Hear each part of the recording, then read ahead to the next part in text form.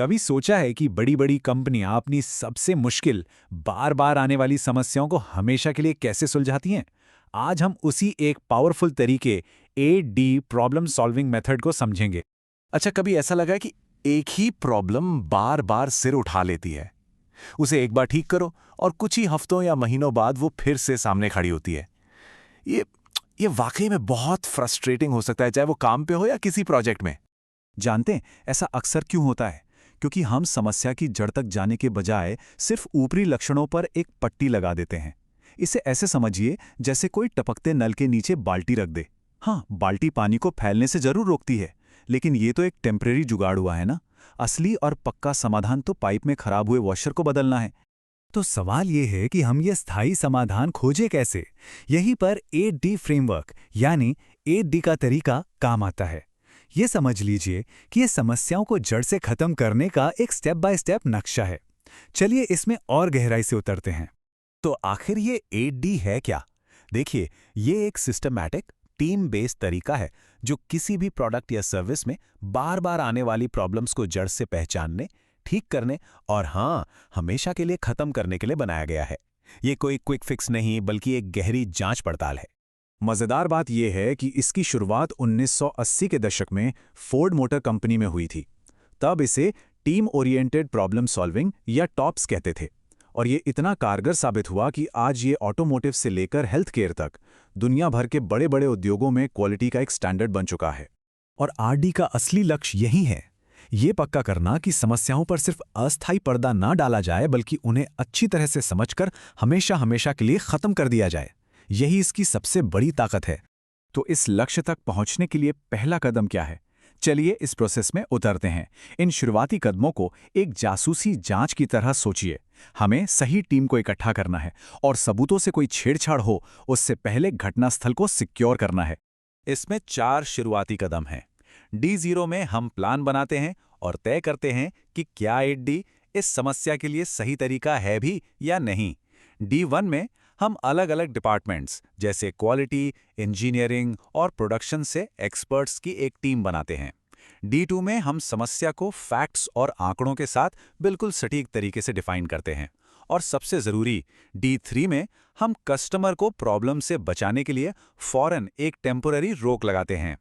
अब D2 यानी problem को डिस्क्राइब करना ये बेहद जरूरी है। यहाँ इज नॉट एनालिसिस जैसा एक तरीका बहुत मदद करता है।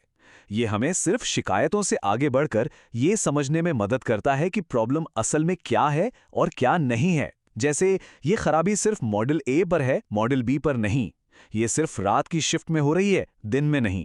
इससे हमारी जांच को एक क्लियर डायरेक्शन मिलता है। एक बार जब हमने प्रॉब्लम को डिफाइन और कंट्रोल कर लिया, तो अब असली जासूसी का काम शुरू होता है। असली अपराधी यानी रूट कॉज, मूल कारण को खोजना, यही इस पूरी प्रक्रिया का दिल है। इसके लिए टीम कई पावरफुल जासूसी टूल्स का इस्तेमाल करती है। 5 Whys हमें बार बार क्यों पूछकर समस्या की तह तक ले जाता है। फिशबोन डायग्राम हमें सभी संभावित कारणों को एक साथ देखने में मदद करता है। ये कुछ ऐसे ही तरीके हैं जिनसे असली मुजरिम का पता लगाया जाता है। 5 Whys एक बहुत ही सरल लेकिन कमाल की तकनीक है। इसमें आप समस्या की परतों को कह सकते हैं प्याज की तरह छीलते जाते हैं। आप बार बार क्यों पूछते हैं, जब तक कि आप उस असली जड़ तक नहीं पहुंच जाते जो वाकई में प्रॉब्लम पैदा कर रही है, न कि सिर्फ उसके लक्षण। और फिशबोन डायग्राम, जिसे इशिकावा डायग्राम भी कहते हैं, वो एक नक्शे की तरह है। ये टीम को समस्या के सभी मुमकिन कारणों, जैसे कि लोग, प्रोसेस या मशीनें, इन सब को एक जगह पर देखने और ऑर्गेनाइज करने में मदद करता है, ताकि पता चल सके कि जांच की सुई किस दिशा में घुमानी है। अच्छा, एक बार जब मूल कारण का पता चल गया, तो अब जांच से एक्शन की तरफ बढ़ने का टाइम है। अब हमें एक ऐसा परमानेंट सॉल्यूशन डेवलप करना और लागू करना है जो इस समस्या को हमेशा के लिए दफन कर दे। D5 में टीम जल्दबाजी में कोई भी समाधान नहीं चुनती। पहले कई अलग अलग सॉल्यूशंस पर सोचा जाता है, फिर ये देखकर सबसे अच्छा समाधान चुना जाता है कि कौन सा उपाय सबसे असरदार है, उसे लागू करना कितना प्रैक्टिकल है और उसमें रिस्क कितना है। और सबसे जरूरी बात, ये पक्का किया जाता है कि चुना गया समाधान वाकई में मूल कारण को ठीक करेगा, बिना कोई नई समस्या पैदा किए। इसके बाद आता है D6, लागू करना और वैलिडेट करना। यहाँ टीम परमानेंट सॉल्यूशन को पूरी तरह से लागू करती है। फिर वो समय के साथ उसके परफॉर्मेंस पर नजर रखते हैं ताकि ये पक्का हो सके कि ये लंबे समय तक सफल है। और एक बहुत जरूरी बात, D3 में जो टेम्पररी रोक लगाई गई थी उसे तभी हटाया जाता है जब स्थायी समाधान पूरी तरह से असरदार साबित हो जाए। प्रॉब्लम सॉल्व हो गई, लेकिन एडी प्रोसेस यही खत्म नहीं होती। आखिरी और शायद सबसे जरूरी स्टेज है भविष्य के लिए सीखना और सुधार करना, ताकि ऐसी कोई भी समस्या दोबारा हो ही ना सके।